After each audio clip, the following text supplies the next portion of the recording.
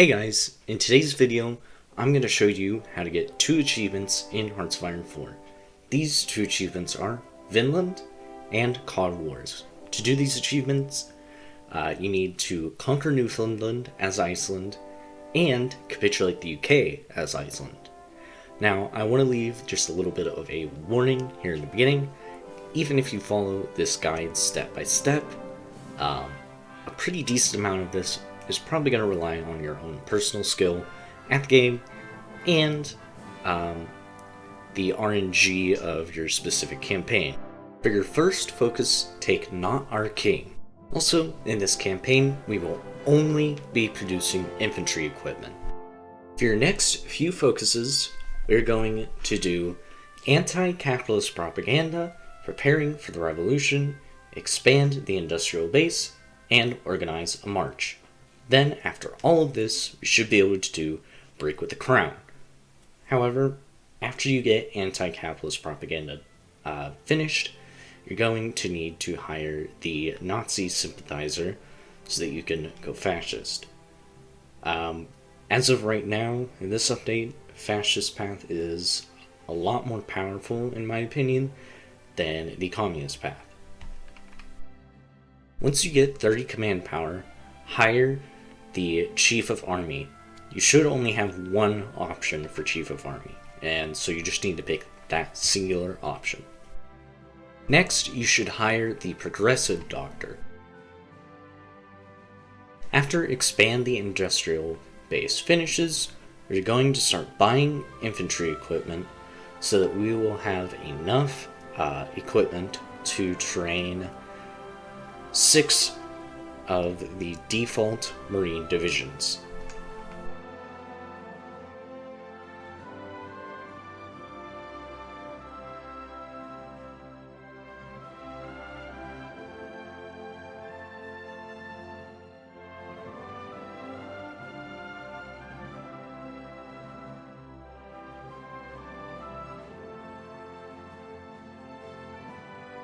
Once you have around 30 or so army experience, we're going to make a new infantry template that will just be 6 battalions of pure infantry and nothing else, because as Iceland, you can't really afford anything else. We will change this later, but for now, it's just going to be this. Now, here comes the RNG I was talking about in the beginning of the video. So, after you finish Break with the Crown, I believe it's a 75% chance that Denmark will just let you be independent, and then a 25% chance that Denmark will get a war goal on you and declare war like 2 months later. So, if they get a war goal on you and they don't accept independence, you're going to need to restart, at least for this strategy.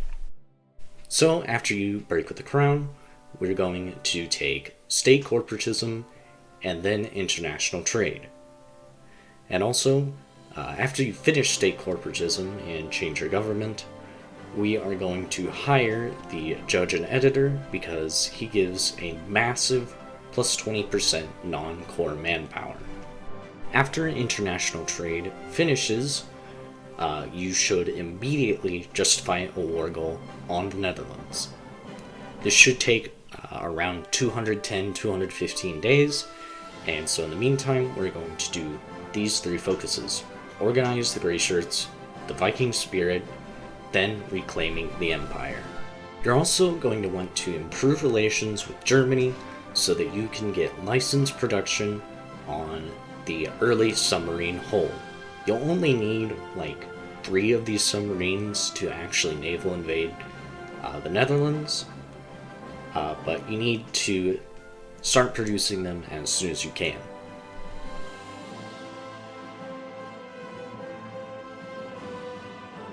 Then we're going to move our conscription law up as much as we can until we get to extensive conscription. Then, after you finish the Viking Spirit, we're going to use the 150 political power or so that you have saved up to do the 2 decisions. These are the 2 important ones to do out of the Venerating Our Ancestors: the Might of Thor and the Ferocity of Fenrir. Then you just want to slowly do all of the other venerations just as time goes on, so that you can eventually do a modern Yggdrasil. I don't know if I said that right, but because it just gives you some extra factories, and all of the bonuses you get are pretty nice as well. After securing the North Sea Passage, you should get your war goal on the Netherlands soon after. And you're going to want to join the Axis and then declare war on the Netherlands like an hour or 2 hours in-game after joining the Axis. This is so that you'll get all the perks of being in the Axis without having to deal with the UK guaranteeing the Netherlands. However, you don't want to call Germany into the war. We're going to defeat the Netherlands by ourselves. So, right after declaring war, you're going to want to start training up 6 Marine divisions, and make sure that they're just the default template, which should be 4 Marine battalions. And after securing the North Sea Passage finishes, you should get Gen Mayan. If you don't, it doesn't really matter. It's only 10 manpower. And then you should get either the British island that they have in the North Sea, or you should get the Danish island that they have in the North Sea. Either one is fine, because this should allow you to easily naval invade the Netherlands.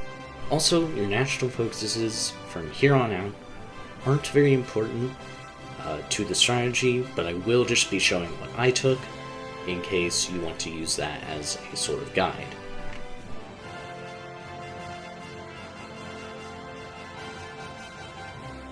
Then, once you finish training the 6 Marines divisions, then you're going to want to send them to the North Sea island that you got from the North Sea Passage focus.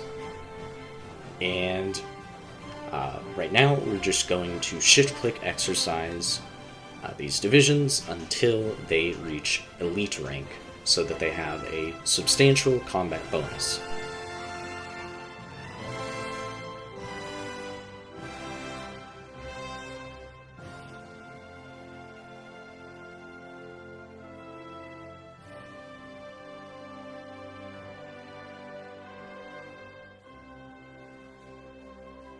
Then, after divisions have stopped exercising because they've reached the max level they can just by exercising, you're going to want to add them to a general's order if you haven't already, and add them to a field marshal order.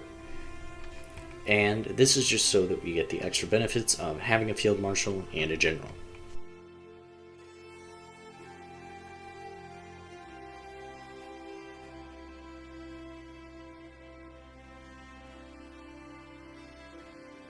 So, now we want to get to how we're actually going to defeat the Netherlands. We're going to want to naval invade the Netherlands in just 3 provinces. So you're going to want to assign a naval invasion with 3 divisions next to Amsterdam, and not the province with a port, the province without a port. And then send 1 division to naval invade The Hague, and then the other 2 divisions will naval invade the province to the south of Rotterdam. And then you're going to want to pin the Dutch division that is going to be above Amsterdam, and then send the other divisions in the area to take Amsterdam. And then you're going to want to hold on to The Hague and Amsterdam and the province below Rotterdam. Then there should be an event that gives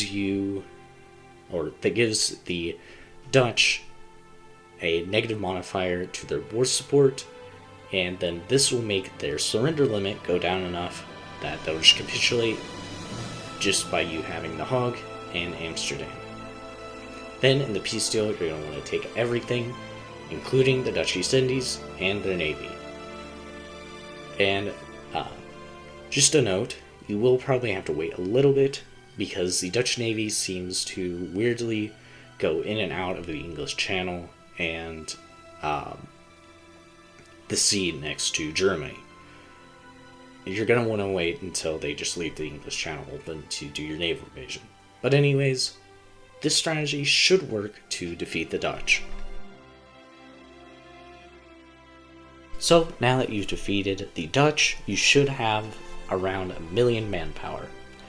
And so, first off, you probably want to change your garrison law to civilian oversight so they don't use nearly as much infantry equipment. And then we're going to want to change the 6 Marine divisions into the pure infantry divisions we created earlier in the game, and then we're going to want to train 42 of those pure infantry divisions until, well, 42 plus 6, 48 divisions. And then we're going to want to change that template after we get those 48 divisions to a pure 9 battalion infantry division. And then you're going to want to change the priority of your equipment to just reinforcements being on the highest priority, so that having your garrison not being equipped doesn't hamper your progress with training your army. And then after you get full equipment to these 48 divisions, we're going to want to shift-click exercise on them until they get to elite rank. And something important I forgot to mention is that you need to go down the mass assault doctrine so that you get that minus 10% division training time, so that you can quick deploy these divisions as soon as you can, so that you can get to 48 divisions as quickly as possible. Also, I know I said that focuses don't matter, but I completely forgot about this when I recorded that little audio clip. We do need to rush down the armed forces of Iceland path until we get to professionalize our army. Doing the professionalize our army focus gives us a pretty decent attack bonus, and that will be very important in defeating the British quickly enough that they aren't able to reinforce the British Isles. And now for your naval invasion order, we are going to naval invade from the German port that is closest to your border, and we're going to have 4 divisions naval invade Newcastle, 3 divisions invade the province to the south of Newcastle, and then 3 divisions invading the province to the north of Newcastle. And then obviously you're going to want to combine your navy and set them to naval invasion support in the 2 seas you need supremacy in to invade Newcastle.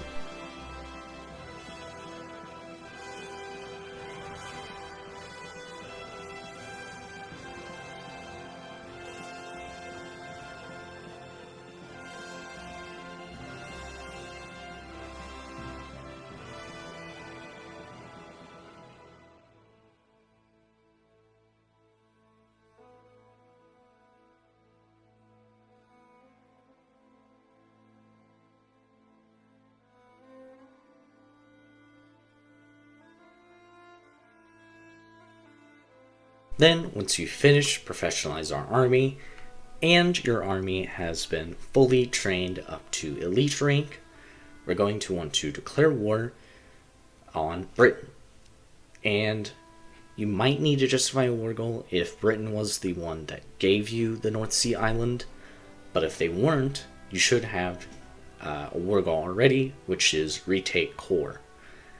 And we're going to need to wait a bit to actually get naval supremacy in the 2 seas that you need naval supremacy in, since Britain will kind of be all over the place with its navy, because the AI isn't necessarily very smart, so sometimes they'll just leave the seas around the British Isles completely empty for the most part. And a way that I found to make them more likely to leave these seas is actually, after declaring war on Britain, justifying a war goal on a nation that's in the Mediterranean. So like Greece, or the best option I think Yugoslavia. And then you'll declare war on Yugoslavia or Greece, and this should prompt the British AI, or make the British AI, move all of their resources down into the Mediterranean to try to defend Yugoslavia, which then will leave their seas open for you to naval invade. Also, make sure that your navy doesn't go into the actual seas with naval invasion support, because sometimes your navy will do that, and if it does, you need to have them hold out a port and then just make sure that they don't go into the seas again. But obviously, you want to still have them do naval invasion support so that you eventually get supremacy in those seas.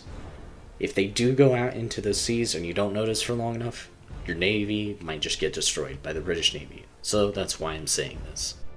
And now, the battle for Newcastle should be pretty easy. You might need to force attack. I usually just force attack just as a safety measure to make sure that I get the port. But as soon as you get the port, you need to just send in both armies, not assigned to a field marshal order, because if you assign them to a field marshal order, the divisions already in Britain won't cover the full front line, which means you'll probably lose your port. So you'll just need to do 2 separate full army orders, with offensives going into the north and offensives going into the south, and then activating that. And as long as you micromanage to make sure that your troops are getting to important victory points like Liverpool, Birmingham, London, and Dover, you should win this war pretty easily. And once you do win this war, in the peace deal, it doesn't really matter what you take. I did end up taking all of the British colonies' navy. I took over the British island, the main island, and a bit of Canada. But after this, we're going to want to declare war on the United States, so we're going to have to justify a war goal after defeating the British, which also, defeating the British should get you the achievement Cod Wars. You'll get the achievement after the peace deal, and we'll probably need to declare war on the United States because they might have gone Newfoundland. However, sorry I'm jumping all over the place, but if the US has not finished the destroyers for bases focus before you defeat the British, you might just be able to take the Newfoundland, the province of Newfoundland, in the peace deal with the Allies, which then would just get you the achievement Vinland, as well as Cod Wars. But in my case, I had to go to war with the United States, and this was pretty simple. We just needed to naval invade Newfoundland, and with the navy that we took from the Allies, this should be a piece of cake to get naval supremacy in the seas you need naval supremacy in. And then I, just for fun, fought the US Army. I didn't actually need to do that. And, yeah. Once you inevitably take control of the island of Newfoundland, that should get you the achievement Vinland, and that should finish this guide. Now, I will just have a little bit of footage of me fighting the US playing in the background, just because, why not? And, well, let's get to the standard outro stuff. So, if this guide helped you get the achievements, or if you just enjoyed the video in general, why not leave a like? If you have a suggestion or maybe a correction, maybe leave a comment. And if you really like the video and you want to show your support, the best thing you can do to show your support is subscribe. I'll see you all in the next video, and peace.